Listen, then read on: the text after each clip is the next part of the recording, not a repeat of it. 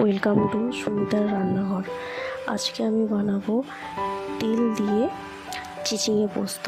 তার জন্য নিয়ে নেব চিচিঙে কুচি, আলু কুচি, সাদা তিল বাটা আর পেঁয়াজ কুচি।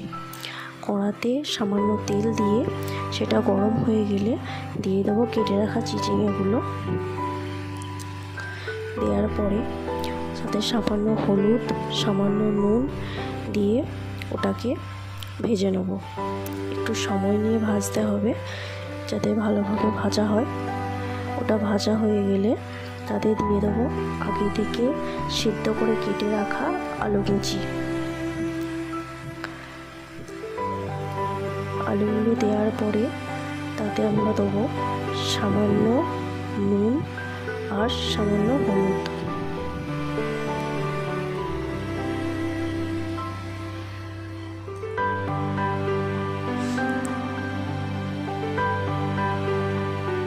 ওটাকেও ভালো করে ভেজে নিতে হবে। তারপর আলু আর চিচিঙেটা কড়া থেকে নামিয়ে একটু অন্য পাত্রে ঢেলে রাখবো। তারপর কড়াতে দেবো সামান্য তেল, তার সঙ্গে দিয়ে দেবো অল্প করে পেঁয়াজ কুচি। পেঁয়াজগুলো ভালো করে লাল লাল করে ভেজে নিতে হবে।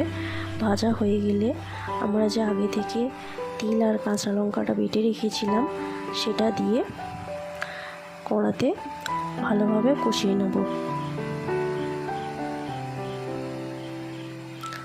তাতে দেবো একটু সামান্য নুন, সামান্য হলুদ গুঁড়ো, সামান্য লঙ্কা গুঁড়ো।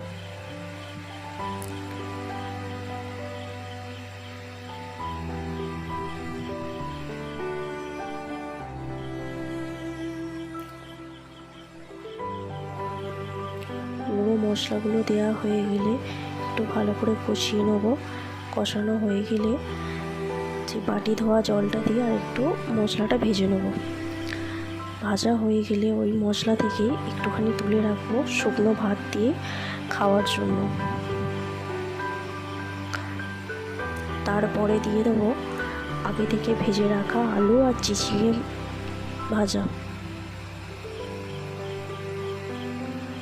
ওগুলো দিয়ে হালকা নেড়ে চেড়ে সামান্য জল দিয়ে ওটাকে একটু ফুটতে দেবো। যেহেতু আলুগুলো আগে থেকে সিদ্ধ করা ছিল সেই কারণে বেশিক্ষণ সিদ্ধ করার কোনো প্রয়োজন নেই। তারপর সামান্য আলুগুলোকে থেতো করে নেব। আলুগুলো থেতো করে নিলেই জলটা একটু শুকনো শুকনো করে নামিয়ে নেব। তাহলেই আমাদের তৈরি তিল দিয়ে চিচিঙে পোস্ত। কেমন লাগলো বন্ধুরা জানিও আমাকে।